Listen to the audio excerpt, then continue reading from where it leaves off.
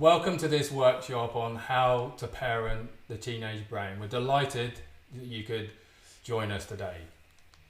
So, who is this for? Who is this workshop for? Well, primarily it's for parents and carers of teenage children, but it's also for professionals and people who support teenage children, including mental health and allied health practitioners, social workers, educators, teachers and trainers. So over the next 45 minutes or so, we're going to take you through what we feel are 4 essential strategies for parenting a teenage brain. Our first strategy is really thinking about, in order to understand our teenagers' behaviours the best, what we really need to do is start with understanding what is going on within their teenage brains. We're then going to move on to strategy number 2, which is taking what we know about the teenage brain and transforming that into brain-based parenting strategies. And we're going to focus on just a couple of common teenage problems today, but hopefully there'll be ideas that we can transfer to other teenage problems also. Our strategy number 3 is really thinking about the parent relationship that we have with our teenagers and how we can use that relationship to influence and change teenage behaviours. And then strategy number 4 is about promoting healthy and positive emotional well-being in our teenagers. Again, thinking about the relationships that we have with them. So we're going to give some time at the end of the workshop for some questions and answers. If there's questions that you have that come up during the workshop, please feel free to put them in the chat and we'll do our best to address them at the end of the workshop. So just before we get started, there's just some important things for us to say. So sadly, the strategies that we're going to share with you today and the ideas that we're going to share are no magic fix. This really does require time, effort and persistence from you in order to be effective. Some parents might see benefits sooner, some later, some more or some less. But what we know is because these strategies are based on the latest neuropsychology and psychological understanding of teenagers, these strategies really do work when we're able to put that time and effort in. We've got lots of great content to cover, so what we'd advise, if possible, is for you to turn your phones off or at least switch them to silent so that you're not distracted and you can hopefully get the most out of what we're going to share with you today. And then perhaps most importantly, remembering that parenting a child of any age, to be honest, is incredibly hard. We all make mistakes, and what we're going to talk about today is not about things that are going to make you the perfect parent. So it's really important that you remember to be kind to yourself when those mistakes do happen, because they will. None of us are perfect. In fact, there's a really helpful rule that I remember as a parent myself of 60-20-20 rule. And that's essentially saying that for 60% of the time, if we give our kids good enough parenting, then that's going to be okay. If for 20% we're able to really feel like we're getting it right for our kids, that's great. And then that leaves another 20% where actually we can mess it up. But overall, our kids are going to be okay. And I know I certainly hold on to that 20% of making the mistakes. So just remember to be kind to yourself. Okay, so I'm Dr. Zoe Webb, and this is Dr. Ben Webb. And together we're a clinical psychologist and a neuroscientist with around 30 years experience between us. And most of that experience has been around educating others on the links between brain development, parenting, behaviour management and mental health, and in clinical practice offering psychological therapies across a range of approaches for young people and their families. But I've already alluded to this, and perhaps the most important thing is that we are parents of 2 teenage children. So we may have already or may be about to experience some of the challenges that you already have. So we're coming at this workshop not just from a professional perspective, but from a personal one too. So often as teenagers enter the as young children enter the teenage years, a question that parents often ask themselves is, what happened to that happy and well-behaved child that I've been looking after for more than a decade now? Who is this person who I don't seem to know anymore? And that's because some teenage behaviour can often seem very confusing and contradictory. So teenagers can be impulsive and emotional, but then they don't consider the feelings of others. They can stay up late at night, not really consider they have to get up in the morning for school, and then they can't get up in the morning or struggle to get up in the morning. They may come home from school and say they don't have any homework to do, and then suddenly realise at 9 o'clock in the evening that they've got a test tomorrow. Or they may enjoy the thrill of playing computer games and then have a complete meltdown when they're asked to stop playing the game. This leads us into our first parenting strategy, what we call brain insights. And that is that really one of the best ways to understand teenage behaviour is to really get inside their brain, inside their head, to decipher what's going on inside there, to understand the way their brain works. So if we take those typical teenage behaviours that I've already described, so you can recharacterise them as emotional outbursts and mood swings, that they need more sleep and they have a shift to a late sleeping pattern, that they have poor planning skills when it comes to remembering to do homework, and that perhaps they have what you might characterise as a behavioural addiction to technology. And actually, these behaviours are all a natural and completely normal consequence of the changes that are happening inside their brain as they move through the teenage years. And that's because teenagers are working with a brain that's actually still being wired up. The different parts of it are still being connected up. So from when they move into puberty, right the way through until their mid-20s, it's not till about 25 years old that adolescence actually finishes, their brain is completely rewiring itself. It's completely reconnecting up different parts of the brain. And this really shapes how teenagers behave. So the way the brain develops during the teenage years is it actually starts from the back of the brain, works its way forward across the teenage years up until they're 25 years of age. And it really starts with really basic functions. Like, to begin with, the things that get rewired are their senses and their coordination. So how they actually interact with the world around them. And as teenagers get older and move into the later teenage years, this brain rewiring starts to shape increasingly complex behaviours. So things like what we call emotional regulation, their ability to control their emotions and the way they react to situations. And the last place in their brain to be wired up, to be connected up, is what we call the frontal lobe. Right at the front of the brain here is the frontal lobe, which controls their rational thinking, their ability to carry out plans, their decision making.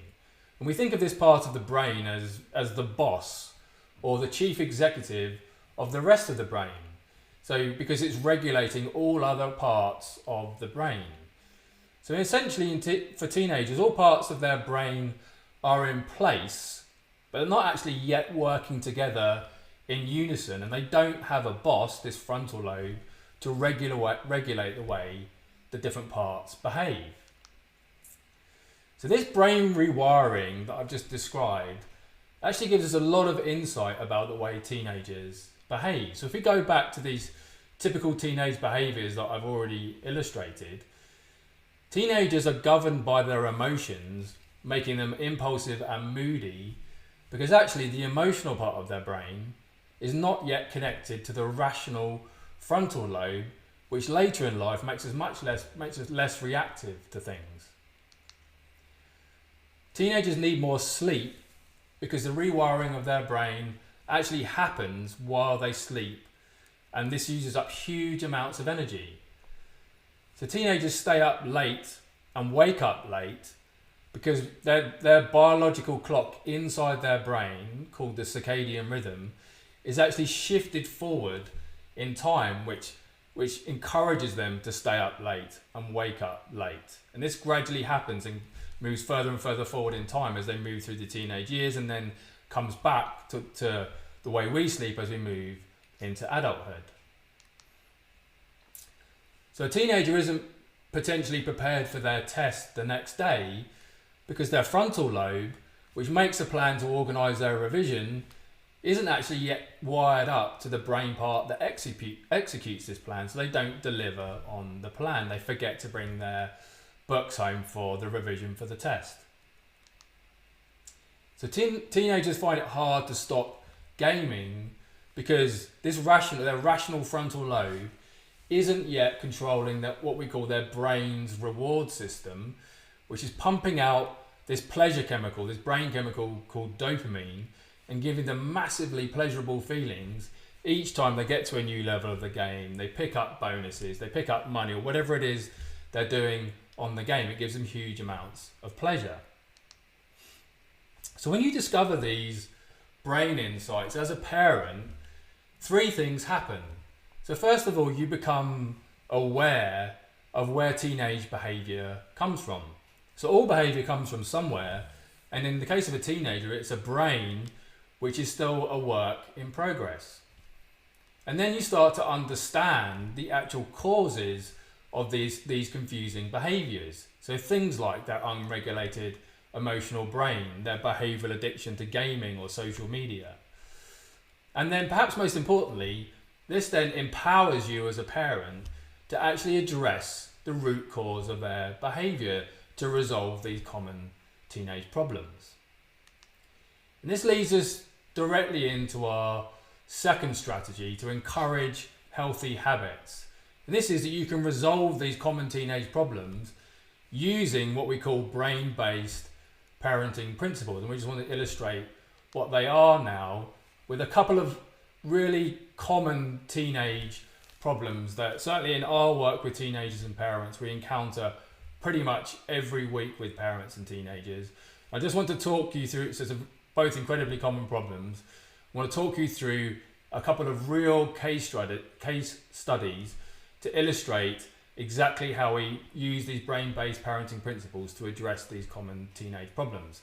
So that's the first one is excessive screen time. So gaming, social media, whatever it may be. And the second one is sleep problems. Okay, so we've changed the names of the protagonists in these case studies to protect their identity, but these are real examples of the interactions we have with parents and teenagers. So this is Dylan's mum talking to us, and she says, "I wish Dylan would get off his phone, but I don't know how to stop his obsession with screens and devices. I'm worried that he's always on a device. He gets moody and angry when I ask him to stop playing a game or get off his phone." So this may sound familiar to many of you, but what's going on inside Dylan's brain?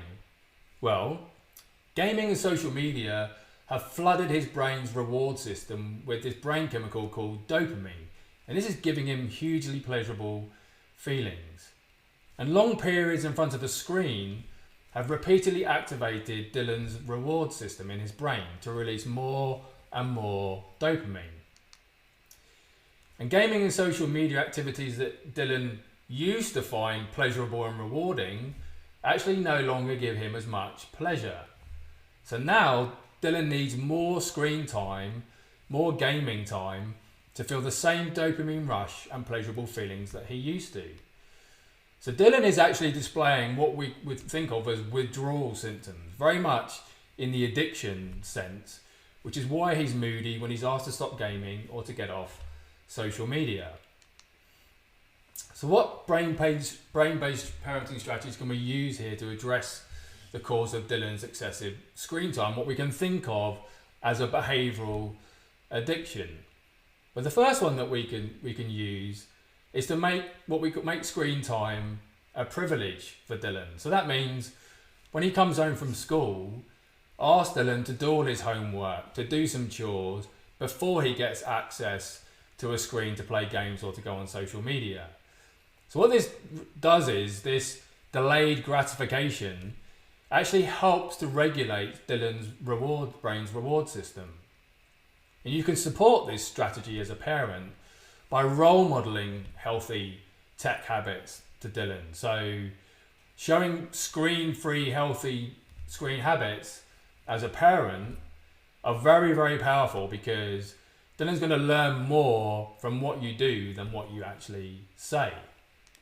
So the third strategy that we could use with Dylan is to establish some clear screen time rules and boundaries. So things like limiting the screen time and the places where Dylan gets access to the technology. So for example, and certainly this will be the case, no access to screens at least 1 hour before bed. And this does two things actually, and addresses the second issue that I'm going to talk about. First of all, you're limiting Dylan's screen time. Second of all, you're going to help Dylan to sleep better, because screens just before bed, they have blue light in them which wakes the brain up and makes it harder for Dylan to get to sleep. And then because Dylan's reward system needs rules, these types of rules and limits from a parent, because his frontal lobe isn't yet regulating his reward system. So it needs these rules and regulation, these rules and limits. So one of the most powerful strategies, not just for screen behavioural addiction, but also any type of addiction actually, is to replace the unwanted behaviour with a healthier habit. So in this case, we can replace Dylan's screen time with a healthier habit. So healthier habit, it could be running, skateboarding, dancing, singing, whatever it is that Dylan enjoys to do. Then because this teaches his reward system to produce exactly the same dopamine rush, the same pleasurable feelings, but now with a healthy habit. Okay, so we move on to our second case studies, and this is to illustrate another common teenage problem, sleep problems. And in this case, this is Ella and Ella's mum talking to us. And she says, Ella is always up late and it's hard, sometimes impossible, to get her up in the morning. I'm worried she isn't getting enough sleep. When I try to persuade her to go to bed at a decent time, she shouts at me. And when I finally drag her out of bed in the morning, she often won't speak to me and she's moody with me. So what's going on inside Ella's brain? Well, while Ella's asleep, her brain is literally cutting out the unused wiring, the unused brain connections, and securing, putting in place, keeping in place the wiring, the brain connections that she uses a lot to store her learning and memories. So Ella actually needs at least 8 to 9 hours sleep per night for her brain to rewire itself, to rewire up these connections and store the memories from the previous day. So her internal biological clock, the one we've mentioned already, her circadian rhythm, now instructs Ella to go to sleep later and wake up later than her parents or her younger siblings. So asking Ella to go to bed at 10 o'clock in the evening is actually the circadian equivalent of telling an adult to go to sleep at about 7 o'clock in the evening, if you can imagine what that actually feels like. And waking at 7 o'clock in the morning is the circadian equivalent for Ella of asking you as a parent to do the same at about 4 o'clock in the morning. So it gives you an indication of what that feels like for Ella when we're asking her to go to bed and wake at those times. So what brain-based parenting strategies can we use to help Ella manage the causes of her sleep problems? So that cause is her circadian rhythm, which is shifted forward in time. Well, by far and above, the best strategy for sleep problems in teenagers and at any age actually is to try and go to bed and wake up at the same time. So that means going to bed and waking up at the same time every day, even weekends and even holidays. Because what regular sleep schedules like this do is they gradually adjust, they gradually tune Ella's circadian rhythm to a new sleep-wake cycle. A second strategy that we could use with Ella is to keep the temperature cool in her house. So ideally less than about 18 degrees centigrade. That's about 65 degrees Fahrenheit. And the reason is that body temperature needs to drop by about 2 to 3 degrees for Ella's brain to initiate sleep. So a really good but counterintuitive way of doing this is having a hot bath just before you go to bed, because as soon as you get out of the bath, your body temperature plummets, and that's what you need to help your brain initiate sleep. So a third strategy we can use with Ella is to get her outside into natural daylight. So expose Ella to natural light on a regular kind of cycle, ideally at the midpoint of her sleep-wake cycle. So bright light therapy, which is, you can look that up, is available as a strategy as well, and this kind of achieves the same purpose. So this regular exposure to daylight reorients, it retunes Ella's circadian rhythm to a new cycle, and this takes some time to work, but with enough exposure to daylight and a regular sleep cycle, this gradually will retune her circadian rhythm. And the last strategy we can use is to get Ella to exercise regularly, but to try and do that earlier in the day. So there's a symbiotic relationship between exercise and sleep. So intensive exercise improves both sleep duration and intensity. But exercise close to bedtime actually does the opposite, which is actually has a negative effect, and it impairs sleep. And that's because exercise stimulates the brain, so it needs time to calm down before you go to bed. So exercise, we'd encourage Ella to exercise earlier in the day, ideally at least 3 hours before she goes to bed. Okay, so we've been learning about how we can better understand our teenagers' behaviour and therefore learn ways of managing the behaviour by firstly understanding what's going on within the teenage brain. And this brings us on to parenting strategy number 3, which is the idea of connecting before correcting, and using the relationship and the understanding that we have of our teenager within that relationship to influence or kind of change some of those teenage behaviours that are more challenging. Okay, so we all know how hard it can be to get a teenager to do anything, and quite frankly that's particularly the case when it's us as their parents that are doing the asking. It might be that we're encouraging them to engage in healthier habits, or we're trying to discourage the unhealthy ones. But either way, if we tend to approach changing our teenagers' behaviour with demand or confrontation, often what we find is that only makes things worse, and it generally doesn't tend to improve and lead to the desired outcomes. But if we instead take a position of understanding their behaviour, thinking about what we've just learnt about what's going on in their brains, that gives us a better chance of them working with us to create the kind of changes that we might want to make. So this brings us on to the idea of connection. Now, as humans, we have an innate desire and need to feel connected to other people. And although there might be times when our teenagers are working really hard, it seems, to be quite disconnected from us, actually this is a period of development where they need connection, perhaps more than other times in their childhood. You may have experiences as a parent of finding it quite easy or relatively easy to connect with your children when they were younger, and we might have done that through activities, play, those sorts of things. As our teenagers or our children get older, finding ways of connecting with them becomes more challenging. What we're going to talk about today is using a model that is based around principles of playfulness, acceptance, curiosity and empathy. It's the PACE model of parenting. And without going into lots of detail, because we don't have the time today, what I'm going to pull out are just some key principles of that. Now, playfulness is really just about staying playful and maybe engaging in banter with our teenagers, using different kinds of language with them to make that playful connection. But it's also about slightly changing the language we use to convey that we're curious and we're wanting to share our understanding of what we know is going on within their brains and what we think might be happening for them, to help them also understand their behaviour better. So it's really about changing the do as I say because I'm the parent type conversations that we've all probably had with our teenagers to I wonder if you're finding it hard to do as I ask because, or I wonder if this is what's going on and that's what's making this difficult for you. Those kinds of conversations.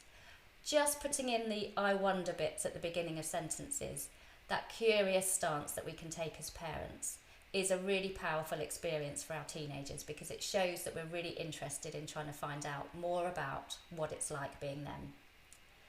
And then alongside that understanding, if we can show them empathy, we can recognise that this is really hard for them, that being a teenager is really hard, that having rules that we're imposing is really hard, then that makes them more receptive to changing their behaviour. What are we connecting with? Well, we've already thought about the brain-based reasons for their behaviour. So are our teenagers behaving in ways that are reflective of that impulsive frontal lobe that's poor at making decisions? Do they have an emotional brain that feeds off reward, for example? These are all very, very important reasons why our teenagers behave in the ways that they do. But it's also really important to remember that all behaviour in all of us is also driven by our thoughts, feelings and perceptions. And these indications of our internal emotional world are things that can't be judged. I can't tell anybody else how to think, feel or perceive a situation. That is very much part of who they are and is informed and influenced by their experiences. So when we're talking about connection, we've mentioned playfulness, we've mentioned curiosity, we've mentioned empathy, but the other bit in the PACE model is acceptance. And what connection means is acknowledging and accepting all of these underlying reasons for their behaviour. So those brain-based reasons, but also the thoughts, feelings and perceptions that they have. So perhaps they may be feeling that our rules are unfair. Perhaps they feel that by having the rules or boundaries, they're missing out on things. Perhaps they've broken up with a girlfriend or boyfriend and they're feeling rejected. If we hold in mind that those are going to be, those behaviours that come out of those experiences are going to be driven by what's going on in their brain, but also their thoughts, feelings and perceptions, and accepting that, then we're going to be working really hard at maintaining that connection with our teenagers. It's important just to point out at this point in time, however, that when we talk about acceptance of what's driving behaviour, that's not the same as condoning the behaviour. So it's really clear in terms of the conversations we have with our teenagers that whilst it might be might be okay that they're feeling angry, for example, that we've imposed a rule or a boundary, it's not always okay to show that anger in the ways that they might be showing it, if that's unsafe, if that's disrespectful, etc. So showing connection is, as we've talked about, it's a little bit about changing the language. It's using those principles of playfulness, acceptance, curiosity and empathy. But it's not just about what we say, it's the little things that we can do as well. So as I mentioned earlier, when our children were younger, we might have found it quite easy to find ways of connecting with them. As our teenagers get older, that becomes a little bit more challenging, particularly when they're wanting to push away from us and our relationship with them. But it's the hot chocolate that we can make for them when they're upset. It's the WhatsApp message that we can send them just to let them know that we're thinking of them or wanting to say goodnight. What connection does is it allows for teenagers to experience that sense that whilst we might be old and unwise in their minds, we do actually get it. We understand them. We're not judging them. We're accepting those emotional experiences and those reasons why they're behaving in the ways that they do, and we still love them. And then once we've established that connection, which isn't easy, by the way, and takes a lot of work and a lot of persistence, but if we can achieve those moments of connection, then what we can move into is the correction part of the relationship. And that's about how we then guide our teenagers into thinking about how they might be able to behave or manage a situation perhaps better or perhaps differently in the future. So really, when we're talking about connection, it's about working out solutions together. It's not about telling them as a parent, this is what's going to happen. It's using that connection still to then think about what the solution is together as a team. So that might be about negotiating the rules, the boundaries, the routines. It might be that you're talking through possible plans for how to make change, maybe setting new limits. It might include putting in consequences. But what we know is that teenagers are more open to those consequences because what you've given them first is that experience of understanding and validation, that what they're experiencing is understandable. And then if we think about parenting strategy number 4, we can continue this thinking around how we use our relationship to fulfill the emotional needs of our teenagers. So thinking about ways in which we can promote healthy and positive emotional well-being, and not just for our teenagers now, but also hopefully moving into their adult lives. We may be able to remember from our own teenage years, as well as looking at our teenagers now, how volatile the emotional experience is of being a teenager. So one minute they may seem happy-go-lucky, the next they might feel as if their world has fallen apart. And we've learned already about some of that volatility coming from the fact that the emotional part of our brain is what dominates our behaviour when we're teenagers. We haven't got those connections really fully wired up with the thinking part of the brain, the boss, the CEO that Ben referred to, in order to control this and make emotions feel more rational, more logical, more in perspective. But this strategy is really about thinking how we as parents can use our relationship and our knowledge of our teenagers to tell the difference between perhaps what might be those typical teenager feelings and behaviours and potentially something more serious. If we can learn how to distinguish this and then how to support our teenagers, we're really giving them the best possible chance of positive and healthy emotional well-being, not just through those teenage years, as I mentioned, but into their adult lives as well. And where this really starts, thinking about those principles of connection that we've just talked about, is with the relationship that we already have with them. You are the best people to know and understand your teenage children. You will have a sense of what is typical of their character and their personality, and therefore equally what is out of character, what is unusual to be seeing in them. We know that adolescence brings turmoil for most teenagers, so periods of anxiety or low mood and behaviours that might be associated with those difficulties can be really common. But what we might notice is that they are perhaps symptoms or experiences that are fleeting. They may be a reaction or a response to a specific situation. And we might notice that whilst the symptoms feel significant, they pass perhaps without the need for much additional support outside of family support or that support that they might get from their peer groups and friendships.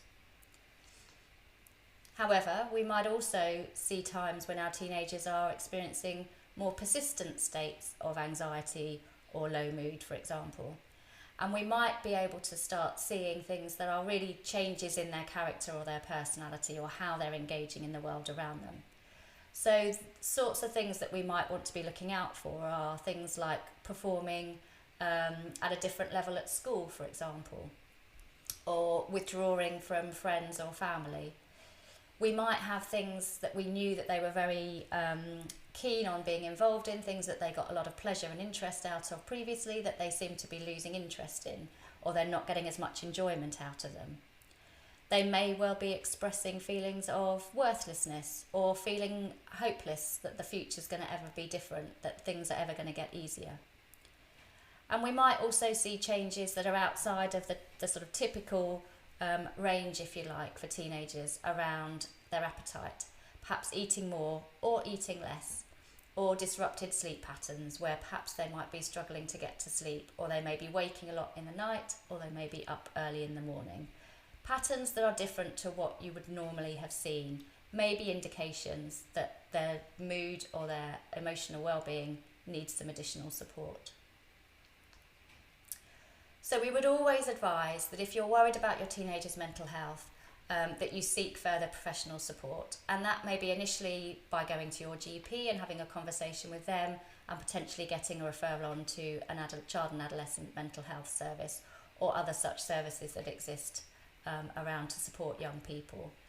But there's lots that you can do in terms of your relationship with your teenager that can help perhaps in the interim period, or if it's not to an extent where professional support is necessarily needed. And that really does, as I say, start with the principles of connection that we've already talked about.